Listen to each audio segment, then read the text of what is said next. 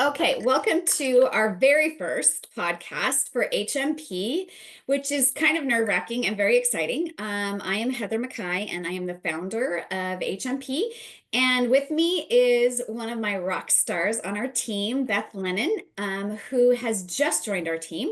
And we're super lucky to have Beth. And we are going to talk about one of my least favorite and super favorite topics, and probably one of most HR people's topics at hand, which is the gap in generations, because we were talking about our new generations, the Gen Zs and soon to be the Gen Alpha, which I didn't even realize they were calling it Gen Alpha now. When did that come about? It's I don't know. okay. And who came up with Gen Alpha? Like, is it we just started the alphabet over because you guys are Z? Is that what it came up with? Yeah, maybe. I didn't even think about that. I know. I was like, oh, so we got X and Y and Z. I guess that's what it is. But so I actually wanted to call this podcast originally, and I think Aaron, who also works on our team, will probably kill me, but I was going to call it the fear of snowflakes was what my topic was going to be. Because I think there's this fear of your generation and especially in the workforce. And I was just at a conference a few weeks ago, and that was one of the main topics, besides AI, which we'll cover in our podcasts as well, because I'm dying to know what your generation is feeling about AI compared to my generation. But the other main topic that we talked about at this leadership conference, that was a large number of owners of businesses and HR professionals, was the fear of your generation entering into the workforce and what that looks like, and how we motivate and engage and honestly just get you to come to work for us, right? Because it seems like your generation has a tendency to want to become entrepreneurs as opposed to working for someone else. And so I'm just dying to hear what you think about that as someone who's entering into the realm of starting your first jobs and in college. So first, Beth, tell everybody a little bit about where you're at in your journey. Yeah, so currently a freshman at Virginia Tech, so not yet entering the workforce, besides, of course, this. But More I, years. yeah, a couple more years. But I think that my generation, I've seen really, really values like work-life balance.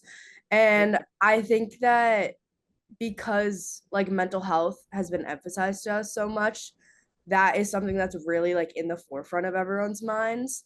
So I think that people would be more willing to enter the workforce if they found a company that had a very strong community and they felt like they were like being like taken care of almost. Like I think we really care about people who care about us, and I think we would rather devote our time to people that make us feel like we're like wanted and that we're making a difference in our career and our in the world and our work. What I've noticed is a lot of people I know are going into like healthcare, nursing, psych has become really popular. Um, so I think people are wanting to see their work actually like physically make a difference, Make an impact. which is why I think that like companies are having a hard time, because I think a lot of people feel like, oh, it's more just like working to make a living, not like their work isn't fulfilling something in their life. So I think that is why this is all happening and why it's hard to get people to stay.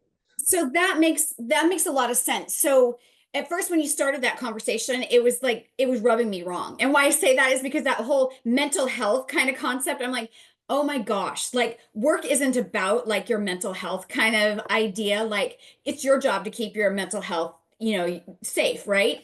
But when you started to keep going with that, I understood where you were coming from a little bit more. So, and I think maybe that's our job, especially as HR professionals, is to stop ourselves from assuming what you mean by that and allowing you to speak into it more. Because when you started to say what you mean by that is a community, what you mean by that is it making an impact, what you mean by that is having an ability as an organization or a team or to work together to have an outcome that betters your organization, your business, your community, your world, right? So what you're meaning by mental health is really you want your work to mean something.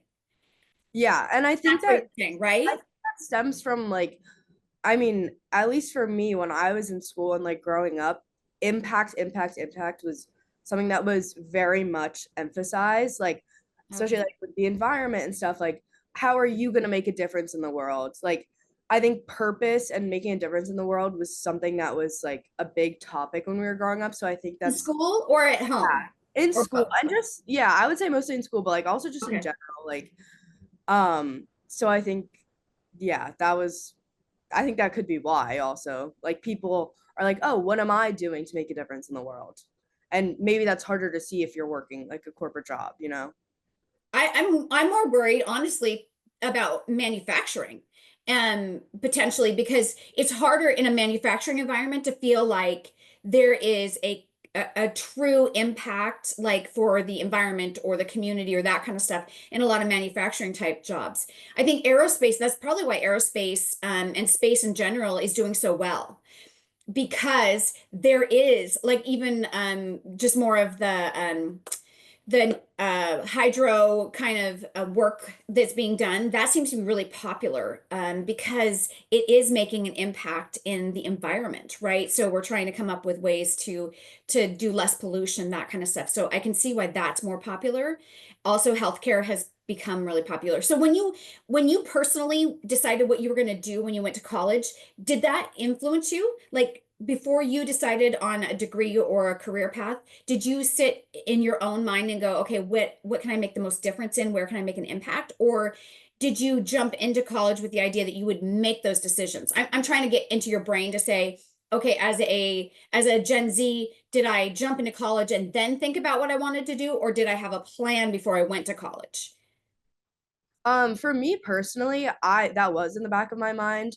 I went on a service trip junior and senior year, and that's when I realized like I want to go into a profession where I can help people. And I didn't think healthcare was for me. It's just not my thing. Oh no. Yeah, Yeah, it's a hard one. You have to have like a total love for that to be able to do it. It's a tough job. I yeah, give total definitely. kudos. Having done HR for healthcare during the pandemic, no less, I have total kudos to people who can manage that. That's a lot of work. Yeah. So I was thinking about what is my purpose? What am I gonna do to make a difference? And I think a lot of people do think about that too. Of course, not everyone, but I think a lot of people I know did. And so you're finding that they're making that decision before they enter college. And my reason for asking that is because I'm trying to figure out from a business perspective where we should be looking to decide where people are making the decision what kind of careers they're going to have. Because that's where we could be influencing that generation. So is it in the high schools? Is it in colleges, right? Where are you guys making the decisions that we should be coming to meet, to do job fairs, to talk about the careers that are out there, right? Is it more in the junior high, high school, or are you guys not making decisions until college? Yeah, I think definitely end of like senior year college or senior year high school. People are really starting to think about that, of course, to choose their major and choose where they're gonna go to college. But also like younger college students, I think we're still figuring it out for freshman year, so there's still time. Which is so different from my generation, right? So, for Gen X, we like junior high knew what we were going to do when we went to college. Like we all had our plans before we ever even hit high school. And we were in by freshman year of high school, we were picking what schools we were going to go to and what degrees we wanted. Like our generation, we had our plans laid out before we ever hit high school. So when we were doing our classes in high school, they were specifically chosen based on which school we wanted to go to and what degrees we were going to do in college. It's totally different Yeah, that's concept. very different. So what it meant was that schools or what it meant was that businesses were coming in and doing career fairs and coming to junior high to come and talk to us about what kind of school programs or what kind of work we might want to do. So it was a much earlier age for my generation. That's why I was asking where you guys were making those decisions, because that's when businesses should be going, okay, where should we be connecting to give them an idea of what kind of careers are out there before they're making those decisions on what degrees to pick. Yeah, the only thing we had in high school was like colleges would come talk to us. We Okay. never had like a career fair or anything. That's all in college. And honestly, they also don't really tell you to go freshman year. They're like, go sophomore, junior, senior year. So Really? that's, yeah. I mean, you Wow. can go as a freshman, but I'd say most don't. Okay. And so tell me what you personally have decided right now, and everyone changes their major at least 3 or 4 times. I shouldn't say everybody, but most people do. What right now is your major for, your trajectory for graduating? Currently I'm psychology, but Wow, I don't okay. know. I'm still playing around a little bit. I probably will end up changing it soon. So I don't know. We'll see. So I why think psychology? there's What is so it? many, What's the impact yeah. you can make in psychology? Well, I took psych in high school, so I did always love it, and I found myself always listening to psychology podcasts. I just love learning about people, and I think it's so interesting the way that people behave and the way that different people act in different situations. Like, I don't know. I just really like learning about how people's behavior influences things. So, I don't know. I just love learning about people. I love being with people. Like, I'm a people person, I'd say. Which is why you're doing so well in HR right now, because that's what it's a people career, but understanding how people operate and work is so critical to it. So I think it's what makes you really good in that part too. But psychology is a tough field, and it definitely makes an impact on people. So I can see why you chose it. Yeah. I think I realized that I didn't actually want to go into the field afterward because I do really find business very interesting too. So that's why I was kind of thinking about switching maybe. Just because I don't know. I feel like a psych degree, a lot of times you have to go to grad school, and that's not really something I want to do. So Yeah. uh, we'll Do see. you do you feel that your generation wants to invest as much time in school, or do you feel that your generation feels that they can make more of an impact if they get out into the job market sooner? That's a good question. I don't know. I never really thought about that. But I don't know. I feel like a lot of people feel like they have to go to grad school. Okay. So they're just thinking that's like the next step. Especially with psych, like that was in my like first year like major class. That was emphasized to us. They were like, all of you mostly are gonna have to go to grad school. But I also think that like the value of a degree is going down a little bit. So like experience really matters. So that's why like internships are very much like you should get them at least like 2 or 3 in your college career because I think companies value experience more than a piece of paper. Um, Yeah, I agree. It's true. I just think that school has also gotten a little bit easier in a sense because of like AI and the internet and all that stuff. So I think that's why it's I don't know. No, I have to agree with you, Beth. I think that, and no discredit to schools at all, but I do think that businesses are finding that your on the job experience, your hands-on experience has more value in most scenarios and situations than sitting behind a desk in a classroom does, right? And there are certain, don't get me wrong, like I don't want a doctor that hasn't freaking went through like 6 to 10 years of, don't even operate on me unless you've been through 6 to 10 years of schooling. But for the majority of jobs, I want someone who's got real job experience, because don't quote to me what a book told you, like, oh no, this is how we should be doing it. I want you to have done it, because it's never going to be exactly how that textbook is taught you, right? And so knowing that you have that flexibility of being able to just get in and get it done and understanding the differences there are important. And I am hoping that Gen Z is a little bit different than their predecessor, who had a tendency to be very, very structured and was like, no, this is what the procedure says, or this is what the book or the manual says, which made it very difficult to get them to step outside of the box, to be flexible. And they were very much rigid in the, no, this is exactly what has to be done. And it became very complicated to get them to step outside of that and say, no, we need some flexibility. We need you to understand that it's not always going to be exactly the same. You have to understand that you have to do it situationally. And having more on-the-job experience gives you that opportunity than just a classroom setting does. So I do appreciate that. I also think that cost of school is so freaking expensive now that it sometimes it doesn't even pay. It just Yeah, doesn't worth it. definitely. Yeah, I feel like there definitely is like a disconnect between college and then just going straight into the workforce. So, I don't know. I think that's something schools could work on. Yeah, I totally think so too.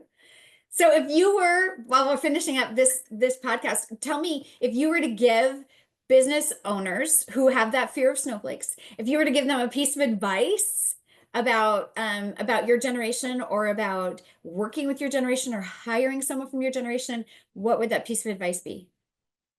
I would say we are very smart, and I think that we would add a lot of value to the workforce. I think just like getting in and like there is that stereotype. So maybe not making it seem so like you don't want us to be in the workplace, then I think really emphasizing that like they care about us and that our work is like impactful. I would say that's something that's valuable and people would like, and also emphasizing your values like as a company as a whole. I think that we a lot of times choose paths and things based off if it aligns with our values, which I Right. think is important to a lot of people. So, and also like good leadership, making sure you're checking in on your team and um positive feedback and constructive criticism, all of that. So that's what I would say. I appreciate that. And I think that's what we should talk about next time is specifically what kind of leadership Gen Z prefers because I really truly do think people have a misconception of exactly what leadership you guys are looking at for. And there's this misconception that you guys don't want someone to give you feedback or you only want people to tell you the good things. And I don't think that's true. So I think next time we should talk specifically about that because I think people, especially business owners, will find it refreshing to hear that you guys really do want honest feedback. Yeah, definitely. So I think that's our topic for next time, but thank you so much for being so honest and letting people know that you guys actually are looking forward to being in the workforce and that as long as we can figure out ways to help you guys understand that we want you to be a part of a community and that business owners can figure out ways to make sure that there's an impact that you guys are making for the larger organization and or the community and we can figure out ways to give you some work-life balance in it. That would be the best things that business owners should be looking at doing to make sure that they can entice the new generation into the workforce. Definitely. Awesome. Thanks so much for your time. I appreciate it, Beth.